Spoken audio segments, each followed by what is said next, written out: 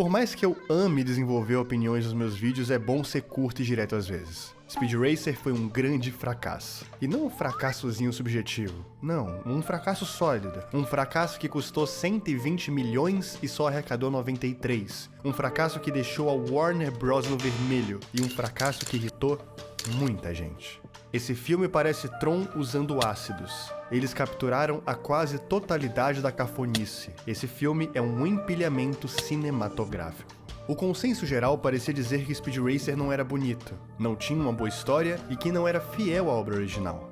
E esse último ponto é muito importante, porque antes de Speed Racer ser um filme infantil, ele é uma adaptação em live action, e uma adaptação de um dos animes mais clássicos e tradicionais. Lançado em 1967, Mech Go Go Go, ou Speed Racer aqui no ocidente, foi um dos primeiros animes a realmente fazer sucesso fora do Japão, junto de, sei lá, Astro Boy.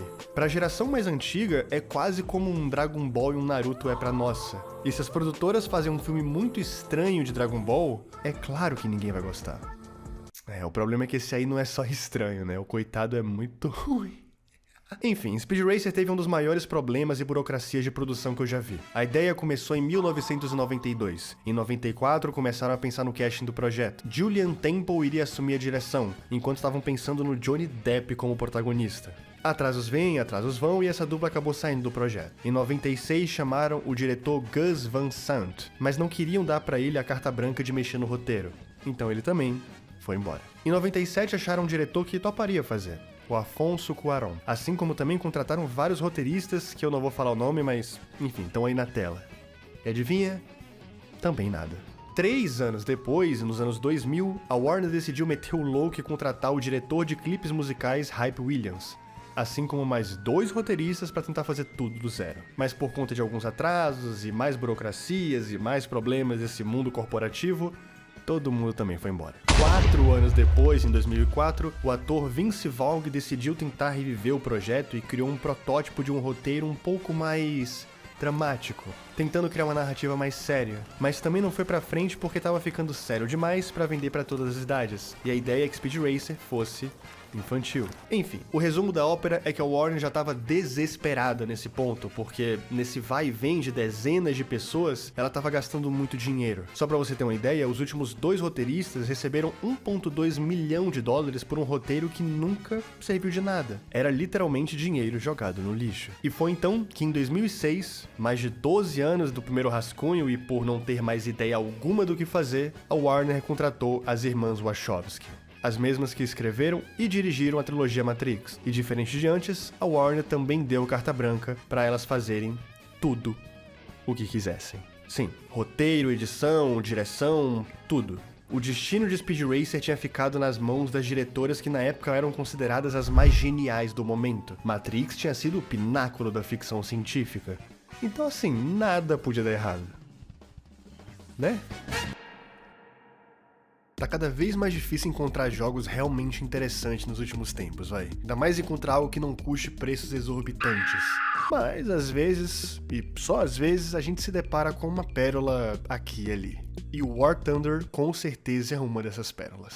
Disponível para PC e consoles, o War Thunder é um jogo épico de ação militar multiplayer totalmente gratuito para se jogar. Se você curte simulações de batalhas com inúmeros veículos de guerra, esse jogo é perfeito para você. Imagina pilotar todo tipo de veículo com escala e poderio realistas, como tanques, aviões, helicópteros e até mesmo navios. Cada veículo tem seus próprios detalhes e jogabilidades únicas, além da variedade de equipamentos e armas que você pode escolher durante o combate. Mísseis teleguiados, drones de patrulha, visão térmica para localizar e atacar os inimigos, e até mesmo explosões nucleares. E para você que adora personalizar tudo que vê pela frente, o jogo também conta com uma vasta gama de opções estéticas e de personalização para deixar os seus veículos favoritos exatamente da forma que você quiser. E além disso tudo, recentemente tivemos um grande update no jogo, o Hornet Sting, que não só trouxe melhorias gráficas consideráveis em vários mapas, como também novos veículos, como o caça Su-30 e o poderoso FA-18, e também reformulações inteiras como batalhas navais que foram completamente refeitas. Se você se interessou e sentiu vontade de entrar nessa aventura, baixe o War Thunder gratuitamente no PC,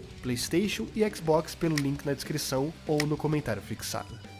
E vale lembrar, aos novos jogadores e àqueles que estão sem jogar há mais de 6 meses, recebem bônus especiais como 100 mil Silver Lions, que é a moeda do jogo, o enfeite especial Águia do Valor e muito mais. Você também pode baixar o War Thunder Mobile e jogar de graça no iOS e no Android. É só vir aqui embaixo e já começar a se divertir.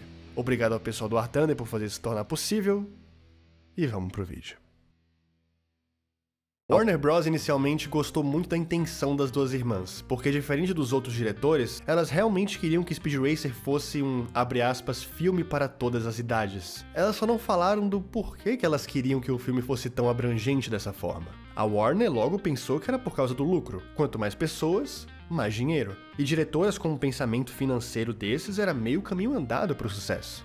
Afinal, Matrix foi um sucesso. Só que não era bem assim. Elas não queriam que o filme fosse livre para todas as idades porque daria mais dinheiro.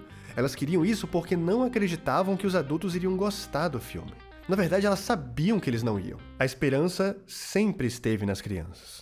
Percebemos que se você tentasse fazer um filme cubista para adultos, acabaria como Picasso, fugindo da multidão enfurecida quando ele mostrou Guernica pela primeira vez. Eles queriam matá-lo, literalmente. É porque os adultos, eles rejeitam a mudança. E uma mudança estética é uma morte muito agressiva para eles. Cada geração experimenta sua própria morte estética. E quando você realmente ataca algo consolidado, as pessoas surtam. Mas diferente dos adultos, as crianças não. Elas aceitam muito melhor qualquer tipo de mudança.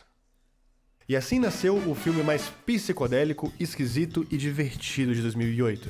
Assim nasceu Speed Racer, o maior experimento das irmãs Wachowski. Tá, vamos contar a história porque sem história não tem contexto. O Speed sempre foi apaixonado por corridas automobilísticas. Fosse porque o pai dele era dono de uma oficina mecânica, fosse porque o irmão dele era considerado um dos melhores corredores da história, ou fosse porque o nome dele é literalmente Corredor Veloz em inglês. O que, parando pra pensar, é um nome meio ridículo pra se dar pra uma criança. Mas Rex também é. Então, talvez esses pais só não sejam bons com nomes mesmo. O Speed nutre uma admiração quase que fanática pelo seu irmão mais velho. Talvez ele ama mais o Rex do que ama correr. Ele assiste pra ver o seu irmão ganhar. Ele quer sentir o motor de um carro junto dele também. O lance é que do nada o Rex começa a ter outras visões sobre corridas. Visões essas que vão totalmente contra o que o seu pai acredita, fazendo ele abandonar sua casa e família para poder seguir os seus próprios ideais. É claro que o Speed fica atormentado com a ideia de ver o seu irmão indo embora, mas o pior mesmo acontece quando o Rex morre em um acidente em uma corrida clandestina chamada de Casa Cristo.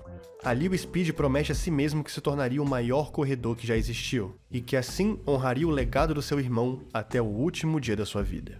Bem, os anos se passam e o óbvio acontece. Ele se torna tão bom quanto seu irmão, a ponto de quase bater o recorde dele em uma corrida. Mas ele sabia que vencer o seu irmão seria apagar o nome dele como o maior corredor de todos os tempos. E quanto mais ele pudesse manter o seu irmão vivo na memória das pessoas, melhor. Por isso que ele pisa no freio e decide não bater esse recorde. O Speed, por ser muito novo, ele tem uma visão extremamente ingênua sobre o mundo automobilístico. Ele, de certa forma, acredita muito no conceito de meritocracia e no, entre aspas, trabalho duro para gerar bons resultados. Em resumo, ele acredita que as corridas são lugares justos, onde os melhores vencem e os piores perdem. O que, digamos que deveria ser óbvio, mas não é. 1, porque esse filme é das irmãs Wachowski, e 2, porque a realidade também não é assim. A família do Speed não conhece o magnata Arnold Royalton, o dono da maior empresa do mundo desse universo, a Royalton Industries. Óbvio que seria o nome dele, né? O Royal vê algo no Speed e decide oferecer a ele um contrato milionário. Não só um contrato muito bom financeiramente, como muito suporte também. Os melhores carros possíveis, as melhores estações de treinamento, os melhores corredores e etc. Tudo de bom e do melhor que o dinheiro pode comprar. Porém o Speed, ele tem uma alma muito familiar. E mesmo com todo o dinheiro do mundo, ele sentia que aquele local corporativo era muito sem graça. Ele só queria correr da forma que ele sempre correu, com a sua família e pela oficina do seu pai. E assim, ele recusa a proposta do Royalton. E é recusando a proposta dele que o nosso vilão finalmente dá as caras. O Royalton mostra que as corridas nunca foram sobre habilidade ou corredores talentosos, e sim sobre dinheiro. Os resultados de cada corrida favoreciam diretamente todos os envolvidos naquela vitória, ou seja, desde a fabricante do carro até, claro, os patrocinadores. Patrocinadores esses que também eram grandes acionistas, e o Royalton percebeu que comprando boa parte dos corredores, ele conseguia facilmente manipular a bolsa de valores daquele mercado para o seu bel prazer. Então, enquanto publicamente ele só falava que tinha contrato com os maiores vencedores da liga, por debaixo dos panos ele também tinha contrato com os piores de cada corrida. Ele contratava essas pessoas para correrem mal de propósito, para seguirem o script que ele tinha feito. E não importava se as ações dos patrocinadores de quem perdeu caíssem, porque ele artificialmente injetava dinheiro para que eles continuassem operando no verde, fazendo assim todas as ligas serem completamente premeditadas, criando um pseudo-cartel de corridas, aonde não existia a tal da meritocracia ou habilidade. Existia o Royalton, um cara multibilionário que controlava tudo e todas. Enfim, o nosso herói odiador número 1 do capitalismo maligno decide ir contra tudo isso e mostrar pro Royalton que ele consegue sim vencer as corridas, mesmo que elas sejam extremamente corruptas. E mesmo que o seu irmão tenha morrido justamente por conta disso. Rex foi embora da casa dos pais porque ele estava começando a se tornar um corredor clandestino e precisava adentrar em espaços mais perigosos e sujos, como a própria corrida de Casa Cristo. O seu pai sempre achou que era por conta de uma certa rebeldia. Os portais de notícia, que eram comandados pelas empresas subsidiárias do Royalton, fizeram de tudo para pintar o Rex como um corredor sujo, um ladrão, um psicopata. Porque em vários momentos o Rex utilizava das corridas para poder eliminar os seus opositores. Só que o grande público não fazia ideia que ele estava literalmente eliminando criminosos, já que a mídia fazia de tudo para pintar ele como um, entre aspas, mero assassino. A pressão em derrubar o Rex continuou bem forte até aquela corrida de Casa Cristo, que eu citei mais cedo, que acontece o acidente e acaba com o Rex morto. Quando o Royalton conta pro Speed que quem mandou boicotar e matar o Rex naquele acidente foi ele, é mais ou menos aí onde tudo desanda. O Speed percebe que precisa destronar o reinado desse maluco da cabeça o mais rápido possível, custe o que custar. Ele até tenta fazer isso de uma forma honesta, vencendo as corridas por pura habilidade logo em seguida, mas ele rapidamente é boicotado e percebe que não vai ter como. Se for pra ganhar, ele vai ter que jogar o mesmo jogo que o Royalton. E é assim que depois da corrida, ele recebe uma visita muito importante. O Inspetor D e o Corredor X são dois membros de um grupo clandestino que luta contra a tirania do Royalton. E em honra ao seu irmão e à sua família, o Speed decide se juntar a eles para tentar achar alguma forma de vencê-lo. Enquanto isso acontece, um dos corredores que assinou um contrato com o Royalton, o Taejo Togokan, começa a se irritar profundamente por ter se tornado um daqueles corredores pagos para perder, e meio que para de obedecer essas ordens. Ele para de perder de propósito. Eu não preciso nem dizer que isso deixa o nosso vilão bem irritado, e faz ele usar uma das empresas dele, que cuida dessa parte mais criminosa, para torturar e dar uma lição no Taejo. Nosso Corredor X chega, ajuda ele a escapar e assim ganha a sua confiança. Com isso, o Taejo diz que ele tem provas escritas e sólidas de que a Royalton Industries manipula os resultados de corridas para lucrar com ações no mercado financeiro. E com essas provas, eles finalmente conseguiriam desbancar o Royalton. Porém, o Taejo dá antes disso uma condição: ajudar ele a ganhar a corrida de Casa Cristo, com especificamente o Corredor X e o Speed Racer como equipe. É claro que o pai do Speed não deixa de forma alguma, afinal ele não tá muito afim de perder outro filho para a mesma corrida. Mas o Speed sabe que é exatamente isso que ele precisa fazer, então ele sai escondido e se junta aos outros dois para vencer essa corrida e assim conseguir as benditas provas. A corrida de Casa Cristo é clandestina justamente por ir contra as regras e regulamentos das corridas tradicionais. Além das pistas não serem em locais controlados, como estádios, e sim em desertos e montanhas, em Casa Cristo todo tipo de trapaça é aceita, tipo animais venenosos, espancar o seu inimigo na cara e usar vários tipos de armas. Sabendo disso, o Inspetor D faz uma grande melhoria no carro do Speed, dando a ele todo tipo de aparato para se defender de qualquer problema que ele venha a ter futuramente. Tipo roda com armas, tipo armas brancas, tipo armas de fogo e você entendeu. Muita arma. Eu nem preciso falar muito sobre a sequência de corrida desse filme, porque, a menos que você seja uma pessoa muito triste na vida, não tem como não achar isso aqui muito legal. Sabe, não tem história, não tem sentido lógico, são só carros enormes, muita maluquice e muito efeito especial. Do jeitinho que qualquer pessoa gosta. Quer dizer, qualquer não, né? Esse cara aí não gostou. Ok, entre os 2 dias de corrida, o pai do Speed descobre que ele fugiu de fininho pra correr na mesma corrida que matou seu filho mais velho. Então, vai cobrar satisfações. Mas assim como o Rex, o Speed diz que não vai voltar pra casa. Ele diz que precisa fazer o que for necessário pra acabar com a tirania do Royalton e companhia. E que talvez essa seja a única chance que ele possa ter. O pai então se senta com o Speed e, em vez de repreendê-lo, ele diz que vai apoiá-lo. Ele diz que percebeu que 7 anos atrás ele não perdeu seu filho para aquele acidente em Casa Cristo, e sim perdeu quando deixou ir embora, e nunca mais se esforçou para vê-lo novamente. Ele percebe que perdeu o Rex quando desistiu de tentar entendê-lo, e que nunca mais cometeria esse erro novamente. Então, mesmo que ele discorde fortemente das motivações do Speed, ele o apoia. E assim, ele faz o que todo bom pai sempre faz: tunar o carro do seu filho. Com a ajuda do seu pai, o Speed então consegue vencer a corrida de Casa Cristo e cumprir a sua parte do acordo com o Taejo, que por sua vez não cumpre, né? Ele acaba traindo todo mundo. Afinal, ele nunca teve as provas, ou se tinha, nunca teve a intenção de dar elas pro grupo. Ele só queria ganhar a corrida para fazer as ações da família dele aumentarem e, consequentemente, ganhar mais status e poder. Assim como qualquer outro mercenário que o Speed odiava, né? Tanto que o pai do Taejo, a figura máxima da família Togokan, trabalhava pro Royalton. Meio que o Taejo sempre foi farinha do mesmo saco.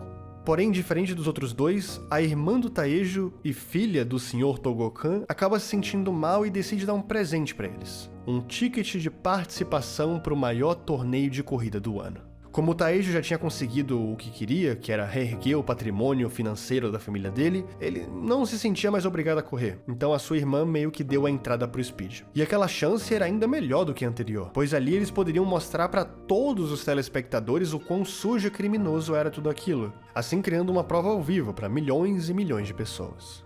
Antes da corrida começar, o Speed chama o Corredor X pra conversar e diz que, no fundo, ele sabe que é o seu irmão que morreu. Sabe, não faz sentido que o Corredor X não seja o seu irmão. Porque o Speed sente a mesma sensação que ele sentia com o irmão. O Speed vê que ele dirige da exata mesma forma também. E lá no fundo ele sabe que o seu irmão era bom demais pra morrer num acidente qualquer. O seu irmão tinha que ser o Corredor X.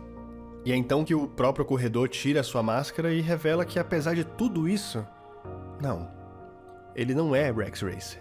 Rex Racer morreu naquele dia e, infelizmente, não tem nada que o Speed possa fazer sobre isso. Ele fica um pouco frustrado, mas entende, então decide dar o máximo de si para vencer essa corrida. E não só vencer, como expor toda a podridão daquela indústria, para que a morte do seu irmão não tenha sido em vão. Enfim, a corrida acontece e é óbvio que ele vence. O final tem que ser feliz, né? Mas claro que, além de vencer, ele ainda atrai o piloto do Royalton para uma armadilha. Ele força o seu adversário a utilizar o arpão, uma técnica extremamente proibida em corridas tradicionais, e que por funcionar debaixo dos carros muitas vezes passa impune, porque as câmeras só não conseguem ver. Só que o Speed, sabendo disso, ele faz um pulo na frente de uma das câmeras para justamente registrar o que estava acontecendo e mostrar para o mundo todo que estavam sim tentando boicotar ele. Existia uma máfia por trás daquilo tudo. E ao perceber que o arpão era um produto fabricado pela própria Royalton Industries, uma investigação é conduzida para averiguar a legalidade dos procedimentos do Royalton. E como ele perdeu mais uma vez pro Speed, as suas ações também desvalorizam muito, fazendo não só ele perder muito dinheiro, como também ser preso no final das contas, trazendo a tão sonhada justiça que o Speed sempre sonhou. E assim, finalmente conseguindo honrar a morte do seu irmão. Finalmente honrando a morte de Rex Racer.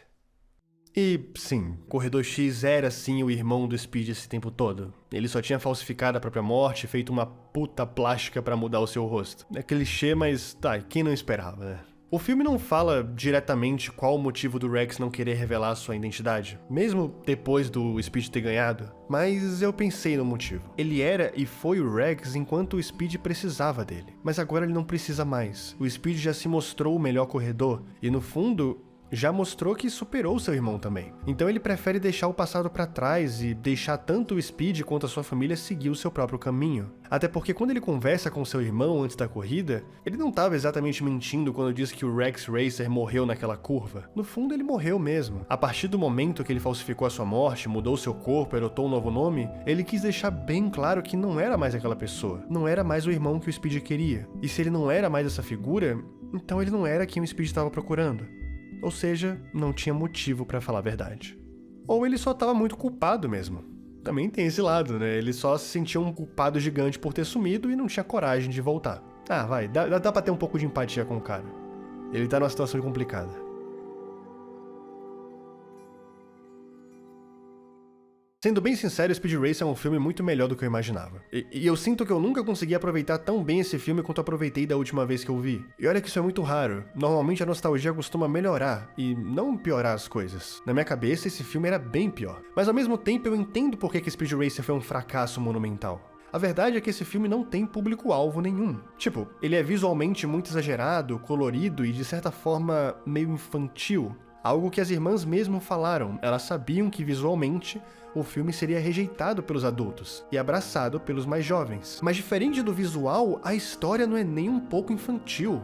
Saca, tipo, pensa comigo, a empresa do Royalton operava como o eixo principal de um cartel corporativo, onde as corridas automobilísticas de alto desempenho não eram feitas para fins esportivos, e sim instrumentos financeiros para a manipulação especulativa do mercado global, principalmente o mercado estadunidense e a sua própria bolsa de valores. E ele fazia tudo isso aplicando um modelo de previsão de impacto de performance esportiva, gerando lucros bilionários com derivativos atrelados a equipes e corporações envolvidas nessas corridas. Equipes e corporações que, para deixar bem claro, eram controladas inteiramente por ele.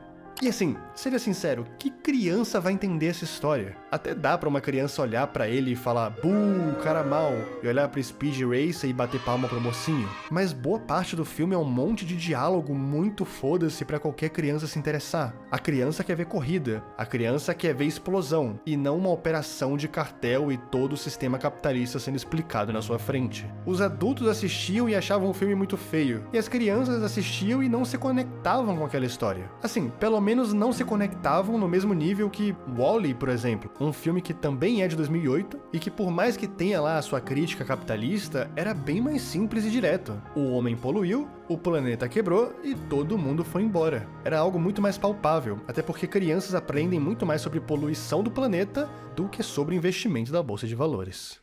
Mas agora, se você foi uma criança que cresceu acostumada com esses visuais psicodélicos e hoje em dia é um adulto ou jovem adulto que entende um pouco mais sobre como o mundo funciona, aí sim eu acho que dá pra aproveitar muito bem Speed Racer. O que no fim me faz pensar que, por mais brega que seja essa frase, Speed Racer foi um filme à frente do seu tempo. Demorou quase 2 décadas para as pessoas começarem a realmente apreciar e entender que, ok, essa é uma boa adaptação, é um bom live action e, acima de tudo, é um bom filme.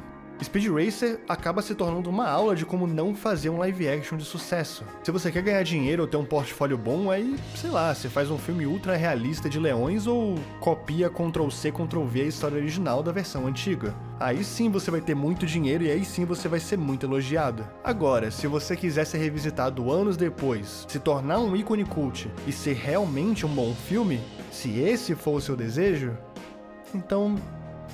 Speed Racer é perfeito. Ou melhor, imperfeitamente perfeito.